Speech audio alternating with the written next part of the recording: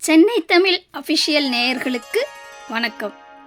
சிவபூஜையில் மிகவும் முக்கியமானது வில்வம். சிவனின் அம்சமாகவே பார்க்கப்படும் வில்வம் பற்றிய பதிவினை பார்ப்போம். வில்வ இலை சிவனின் திரிசூலத்தை குறிப்பதாக சொல்லப்படுவது. எப்படின்னா, வில்வ இலைகள் 3 இதழ்களை சேர்ந்து இருக்கும். இவை இச்சா, கிரியை, ஞான சக்தி குறிக்கிறதாக உள்ளது. மண்ணுலக ஜீவன்களின் பாவம் போக்கும் இந்த 3 சக்திகளையும் உள்ளடக்கியதாக வில்வத்தை பார்க்கிறோம். இவை ஓம் எனும் பிரணவ மந்திரத்தின் அம்சம் நிறைந்தது வில்வம். சிவபூஜையில் உலகத்தில் உள்ள எவ்வளவு பூக்களை வாங்கி கொடுத்தாலும் ஒரு வில்வ இலையின் மகத்துவமே சிறப்பு. சிவராத்திரி, பிரதோஷம், சோமாவரம் போன்ற நாட்களில் கட்டாயம் வில்வம் வாங்கி கொடுங்க. பிரதோஷ நாட்களில் கோவில்களில் வில்வம் கொடுப்பாங்க. நாம் என்ன பண்ணுவோம், வீட்டுக்கு எடுத்துகிட்டு வந்த அப்புறம் 2 நாளில் காஞ்சி போயிடுச்சுன்னு கால்படாத இடங்களில் வச்சுடுவோம். இனிமே அந்த மாதிரி பண்ணாமல் வீடுகளில் அப்படியே வைக்கலாம். பர்ஸில் வைத்தா பண வரவை அதிகரிக்கும்னு சொல்கிறாங்க. ஆன்மீக ஆற்றல் அதிர்வலைகளை கொன்றது வில்வம். வீட்டில் தெய்வீக தன்மையை அதிகரிக்கும், பாசிட்டிவ் வைப்ரேஷனை உண்டு பண்ணும் தெய்வாம்சம் கொண்ட ஒரு இலையாவே வில்வம் பார்க்கப்படுகிறது. வில்வ இலையில் இருந்து வரும் அதிர்வுகள் உடல், மனம், ஆரோக்கியத்தை மேம்படுத்தும் வல்லமை கொண்டது. வில்வ மரத்தின் மகிமைக்கான ஆன்மீக கதை என்னன்னு பார்க்கலாம். வில்வம் கொண்டு மகாலட்சுமிக்கு 108 போற்றி அர்ச்சனைகள் செய்வது.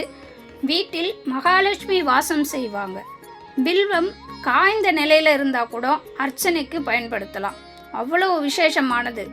அதனால் பாவம் போகி புண்ணியம் பெருகும்னு சொல்கிறாங்க. எவ்வளோ விசேஷம் பாருங்க.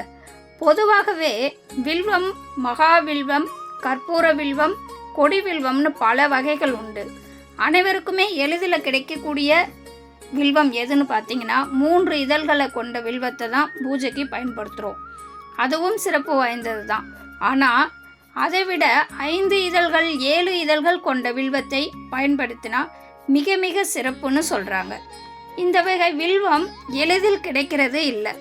ஒரு மனிதனோட ஒரு ஜென்மம் இல்லைங்க, 7 ஜென்மம் பாவம் போகணும்னா மகா சிவராத்திரி அப்போ வில்வம் கொண்டு சிவனை அர்ச்சனை செய்து வில்வாஷ்டகம் ஒரு முறை பாராயணம் செய்தால் போதும், அவனோட 7 ஜென்ம பாவம் போயிடும்னு சொல்கிறாங்க. வீட்டில் வில்வ மரம் இருந்தால் அஸ்வமேத யாகம் செய்த பலன், புண்ணியம் கிடைக்கும்னு சொல்கிறாங்க. 1000 பேருக்கு உணவளித்த பலனும் உண்டு. ஒரு வில்வ இலை அர்ச்சனை 1,00,000 தங்க மலர்களால் அர்ச்சனை செய்ததை விட பலன் அதிகம். ஒரே ஒரு வில்வ இலையால் அர்ச்சனை செய்தோம்னா அவ்வளவு பலன் இருக்குன்னு சொல்கிறாங்க. பொதுவாகவே வில்வ மரத்தோட வாசனை ரொம்ப அதிகமாக இருக்கிற ஒரு மரம். குளிர்ச்சியும் அதிகமாக இருக்கும். இந்த வாசனைக்கு பாம்புகள் வரும் அப்படின்னு சொல்கிறாங்க. ஆனாலும் வீட்டில் வளர்த்தா மகாலட்சுமி நித்திய வாசம் செய்வாங்கன்னு நம்பப்படுது. வில்வம் பூஜைக்கு எப்போ பறிக்கலான்னு கேட்டிங்கன்னா, சூரிய உதயத்துக்கு முன்னாடி அதிகாலை வேளையிலேயே பறிச்சிடணும். அந்தி சாயும் மாலை நேரத்தில் வில்வம் பறிக்கக்கூடாது. வில்வ இலைகள் சிவன் எனவும், முட்கள் சக்தியாகவும், கிளைகள் வேதங்களாகவும், வேர்கள் முக்கோடி தேவர்களாகவும் போற்றப்படுகிறது. மும்மூர்த்திகளாக கூறப்படும் பிரம்மா, விஷ்ணு, சிவன் இவங்க 3 பேரும் ஒன்று சேர்ந்தது போல் இருக்கிற ஒரு அம்சம் எதுன்னு கேட்டிங்கன்னா அது வில்வம்னு சொல்கிறோம். பிறப்பு, இறப்பு இந்த மாதிரி விஷயங்களுக்கு போயிட்டு வந்தால் தீட்டுடன் வில்வ மரத்தின் அருகில் போகக்கூடாதுன்னு சொல்கிறாங்க. அவ்வளவு புண்ணியமான சக்தி வாய்ந்த ஒரு மரமாக வில்வத்தை சொல்கிறாங்க. தினமும் சிவனுக்கு வில்வம் சாத்தி அர்ச்சனை செய்து வந்தால் வாழ்வில் உள்ள தோஷங்கள் விலகும், முன்னேற்றம் கிடைக்கும்.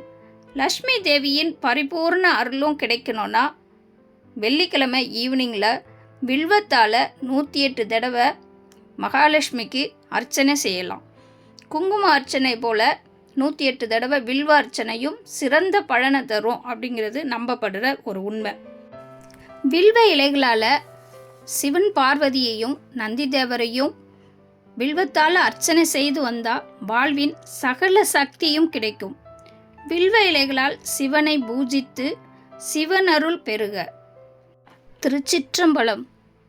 இந்த பதிவு பிடித்திருந்தால் ஷேர் பண்ணுங்கள், லைக் பண்ணுங்கள், மறக்காமல் சப்ஸ்கிரைப் பண்ணுங்கள். நன்றி.